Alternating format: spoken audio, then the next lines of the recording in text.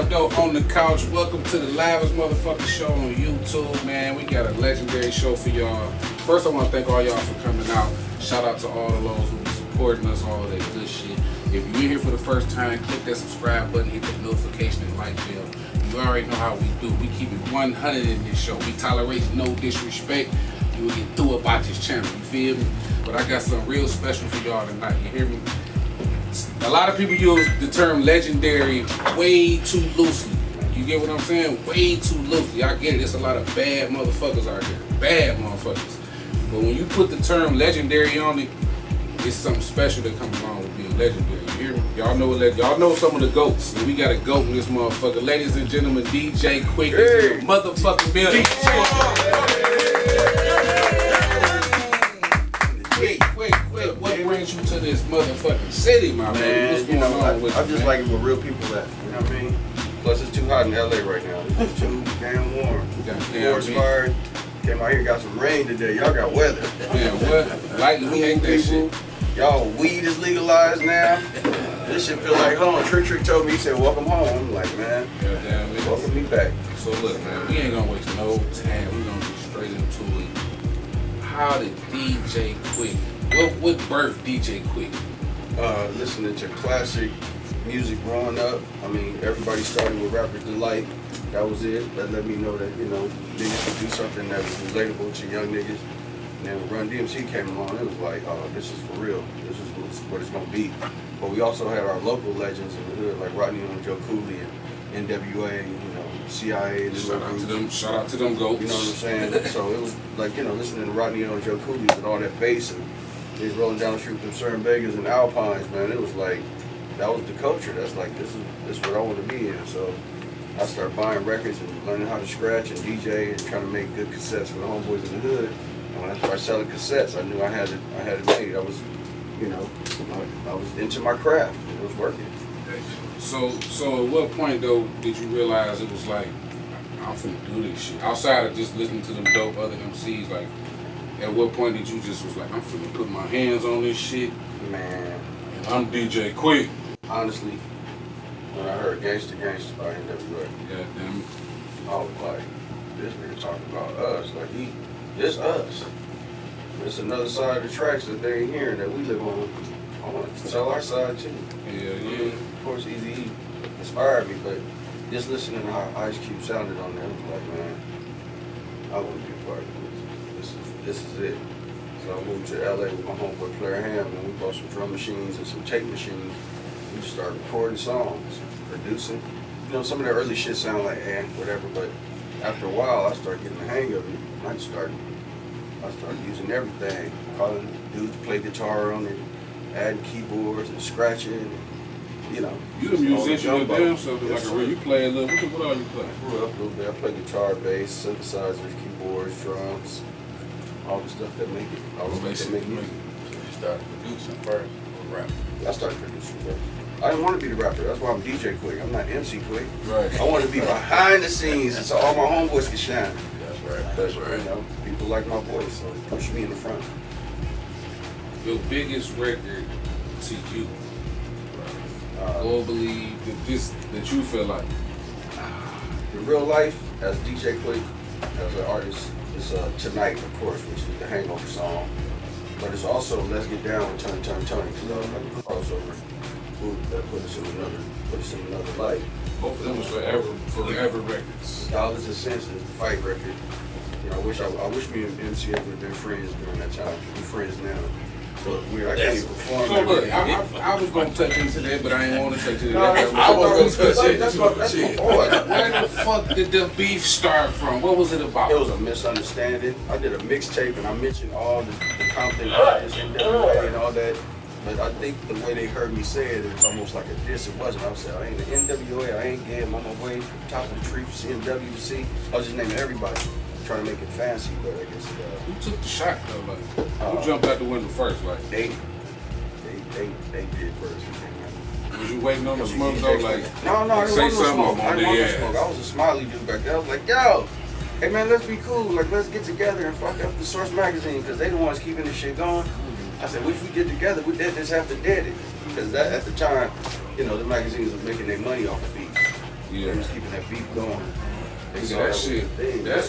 He got me on video. He had a stand-up doll of me and slapped it down and said DJ Quik in the khaki bikini, implying that my clothes was too tight.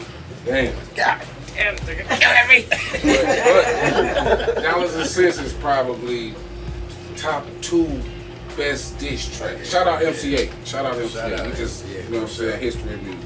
But that's top 2.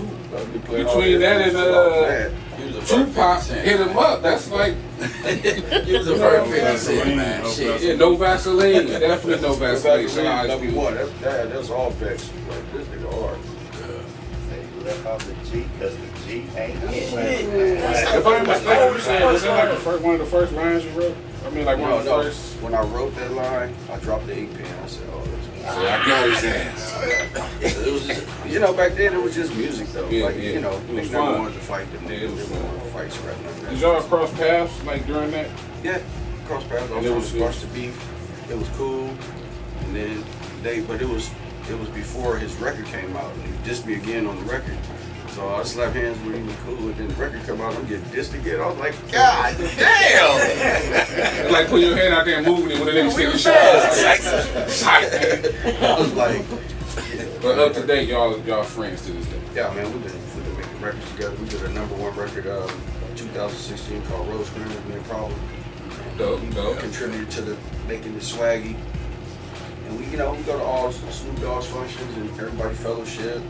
You know, chill, Exhibit, Cam, like everybody just, we still keep that West together. We all we got. I'm gonna let a few artists know to ask a question. Anybody got a question? Oh, now you motherfuckers are shot. I mean, he answered all the ones I was gonna ask, so. You got one, Z? Do you smoke weed every day? With the what? Yeah, blood up. Okay. It's all unity now in LA. Everybody used to fight, kill, shoot at. Now they all together. They realize we need each other. Absolutely, man. Time to come together. So I hear like currently like it's a lot of bad shit going on in LA. Not really, not as much as it is everywhere else. All the bad shit going So on. what the media say is not true? Not from what we see.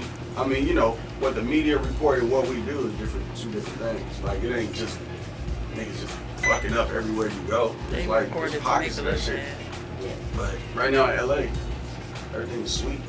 Did you have a relationship with Nipsey Hussle or like friends? Of course I did. I built a studio in Hollywood for me and T-Fly and the Futuristics, and Nipsey was a part of that clique. So Nipsey used to come over every day, go up in the big B12 Benz, go in there smoking weed and writing songs and just perfecting his craft. Rest in peace. I built him a little mic booth so it sound good. Wow. Nip was nephew, that little Snoop Dogg. He's like that Snoop. Could you tell us something like? Rest in peace, Nip. Could you give us a hit record that you might not have rapped on, Which y'all know they was. people didn't know you did? I helped mix My Hitter for YG. Two of America's Most Wanted, I helped co-produce that. Of course, the True First Indian record that Jig did. King Kunta is a sample of me, Kendrick Lamar did. But I also gave Dr. Dre the claps for In the Club. And the drums for If I Can't Do It, Can't Be Done. So. What's it like being in that circle of all them great, all them great? It's unreal. It's like a dream. It's like you gotta try real hard not to be starstruck when you go around like Eminem and Dre, 50 and X, and Snoop all in one room. It's like, you still feel that way that when you get in the room with them dudes? no, I ain't as nervous as I am. I'm me. That's me, goddamn. I have a question too. What advice would you give any up and coming rappers as far as you being one of the best in the game? Don't be scared to try something different. Don't try to sound like what's on the radio right now, because by the time you finish that song and put it on the radio, it's already late. You let it out. Don't be scared to do something different. It's all about being ashamed of what you're doing and You know, people be like, I don't know if people gonna like this. You can't have no low self-esteem when you do your music. You gotta sell it like it's the best ever. You know, and make it the best ever. Like the producers, you know, use sounds everybody ain't using. There's a whole lot of keyboards out here. Jump in them shits, pianos, samples and shit, grab records. Just keep recycling the music, keep the music going, you know. Black people, we invented the best music ever, you know. Oh girl, what's her name? Rosetta Thorpe. Miss Thorpe invented rock and roll. That's a sister. You know what I'm saying?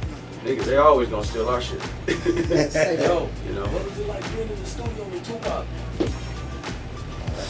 Just like being in the studio with y'all, just get around real niggas, get real niggas, right? Yeah. But he just worked harder than everybody else. Right. He'll finish a song in 2 hours, like from hearing it one time, writing the song, finish, be like, you need anything else? I'm like, I think that's it. He'd be like, all right, I'm gonna go in here with Dre. Then you go in the studio with Dre. We in there knocking out shit. Then you go in the studio with Johnny J. You know, other producers and shit, Kaz, you know, like Wu-Tang, you know, just knocking out songs. That's the fastest I ever seen anybody write songs. You know what I mean? That dude was, I wish he was still here. He'd be in movies right now. He'd be killed. He'd be Quentin Tarantino. He already had an Oscar by now. Like you said, he had that aura, along with just being a hard-working motherfucker. Yeah, no, he was militant. He was also, you know, like a Black Panther energy. You know what I mean? Like he just wanted niggas to be united, to be strong as a front instead of being divided. You know. Black Panther. Hey, Quik, your shit sound, your quality of your shit sound better. And I heard you say on the interview, you said you was mixing with that bro shit. Yeah, I mixed all Eyes on Me album.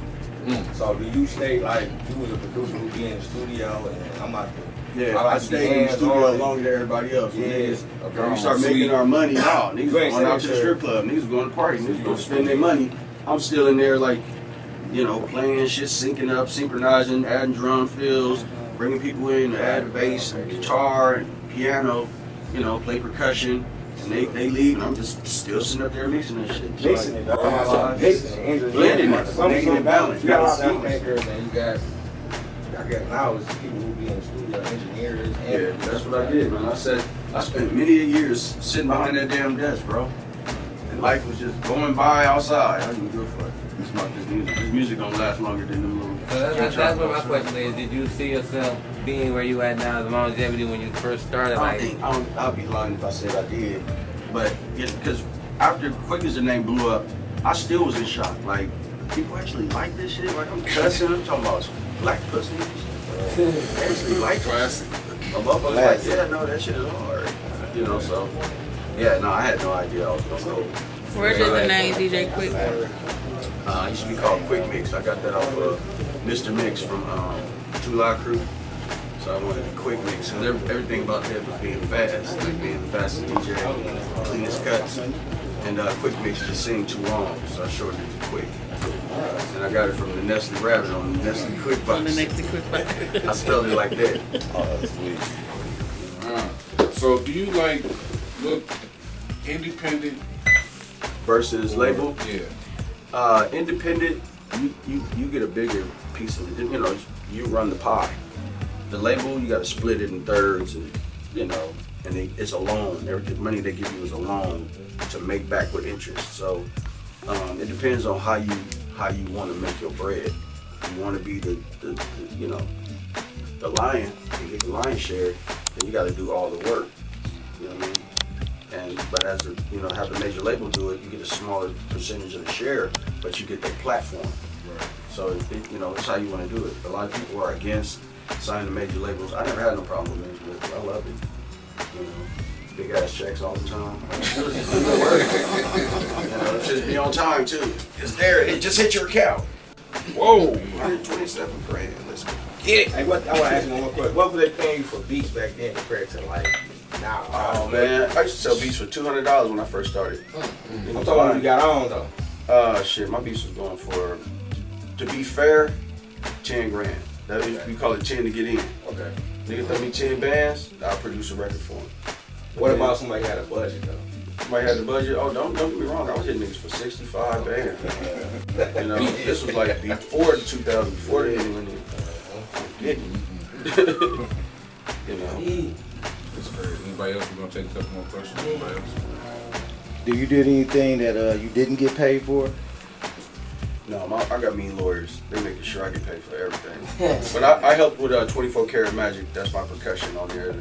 And I was in the studio when he and Mark Ronson was doing Uptown Funk. Wow. Yeah. Any regrets?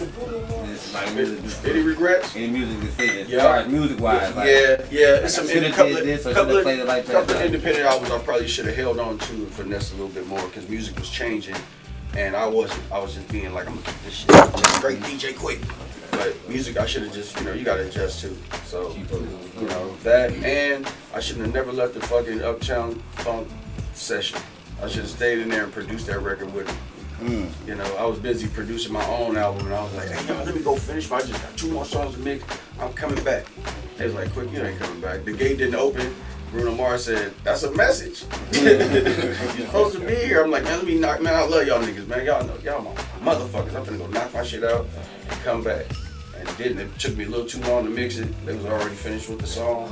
I walked off that one. Like, wow. Man. What's up with AMG? We live in Cleveland now. As a matter of fact, I was supposed to be with that nigga tonight. Goddamn. Call AMG. I'm supposed to drive to Cleveland. I got a question. So, with the versus world going on, who do you see yourself versing? Would you even do it? Would that be? I always got an arrogant ass answer for that. Hey G, hey man, I'm doing a podcast, man. Everybody just asked about you. I'm like, I'm supposed to be seeing this nigga. I'm in Detroit. Yes, sir. How you doing? So cold in the deep. What up? Hey, you hear what Rude, man? Rude's podcast is the shit. It's called On the Couch, and he brought you up. That's AMG. What up, AMG, man? We got a lot of people in here, man, showing you love. We just asked about you, man. Oh, man, thank you so much. How y'all doing? Man, Drinking Clico, nigga, smoking the finest designer weed. I get in trouble listening to y'all. We appreciate hearing from you, man. We do, man. You a legend, man. Oh, man. Shout out to Stroke, man. My son was in Detroit growing up, man. Wow, he a D-boy. Goddamn. We on grass shit right now. Yes, sir. You know it. Hey, we pulling up on you tomorrow, bro. We leaving at me and Rodney leaving at 9 in the morning. Call me when you get back tonight. You got it. My nigga. AMG, shout out to AMG.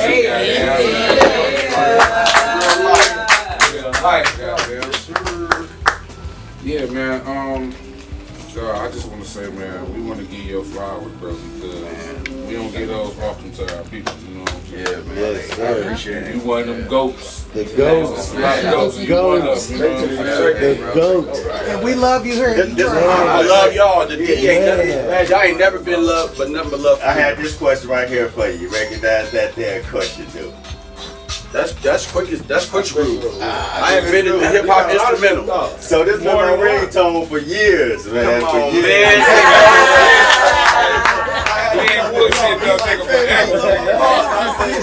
Only a few people. I was thinking about sampling that, bro. I clear every sample. Yes. I ain't one of them niggas like, no, don't use my music. Yeah, I couldn't rap to that beat. Cause it was just too sassy. It was too really. funky. I was asking how to come up with that. Yeah, it's like you just want to ride to that shit. Yeah, it was several of these, man. And I like the earlier ones more so than you kind of got more jazzy with them as time went on. Yeah, expand them. That right there was just an SP1200 and a sample. And my man, Stan the Guitar Man, who used to play on NWA shit, he came and played guitar on that motherfucker. Hey, people who know when my phone ring, they be looking at me like, I'll be like, yeah. So if I figure out how to try to put that into like a Detroit song, don't get mad at me. No, go ahead, man. Hey, y'all don't know. Hey, I'm gonna say this on record. DJ Mustard is like one of our best producers, on the West, right? But he gives honor to the Detroit sound. He's like the music that's everybody is trying to do right now. Really is Detroit. I mean, y'all say trap or whatever, but the D had the that little slick, little hyphy, cool, like you know, that sound. And he, you know, he does it too. So yeah, you know. You ever fuck with somebody from here? Shout out to DJ Mustard. That was gonna be my final question. I was in the studio last night. That motherfucking studio nice. That was gonna be my final question. Did you see yourself doing any projects with anybody from the D? I'm gonna be out here. We got some nice rappers I'm now. up here. I ain't up here on tour or nothing. I came up here because I like it.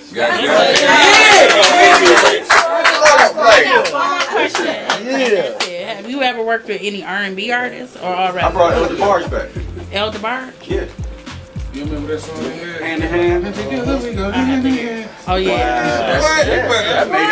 That made him popular again.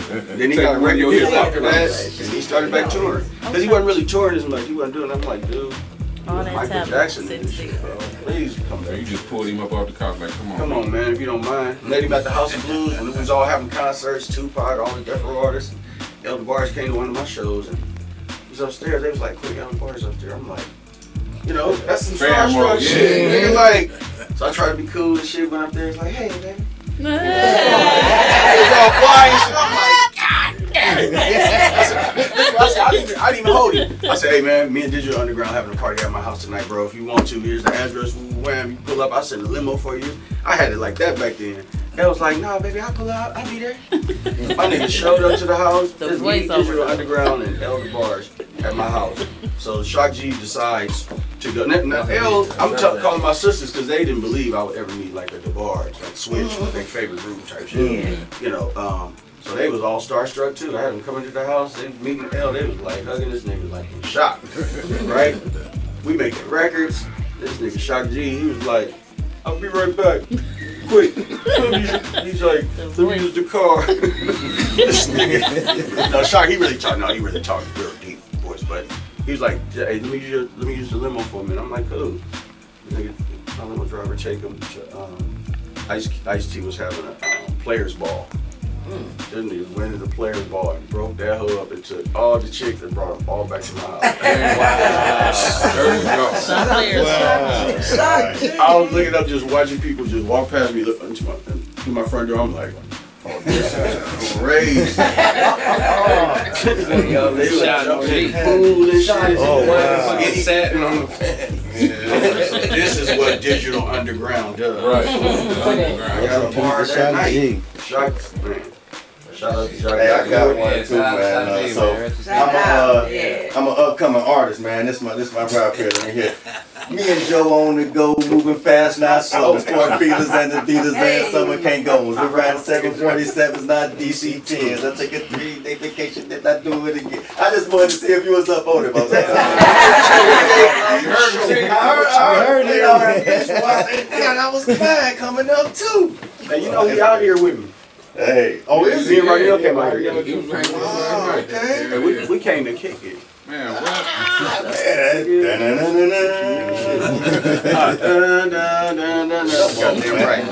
So look, y'all. We don't mean to cut the episode short or nothing like that. It's time to we drink. Got shit to do. You know what I'm saying? We get the fuck up. Oh yeah, no shit. It's like 11. That's what I'm saying. And I gotta be in Ohio in the morning. Early.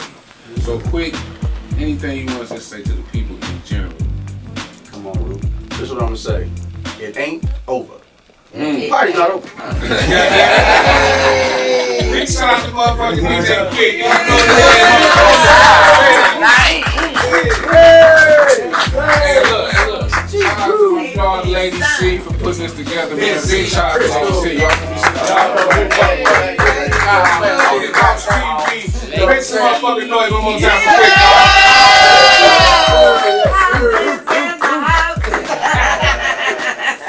Yo, that record's hard as hell. Oh, man, that was lit. The niggas my age be like, man, what the fuck is this? I need one of the ED has too. I got you. That shit hard, bro.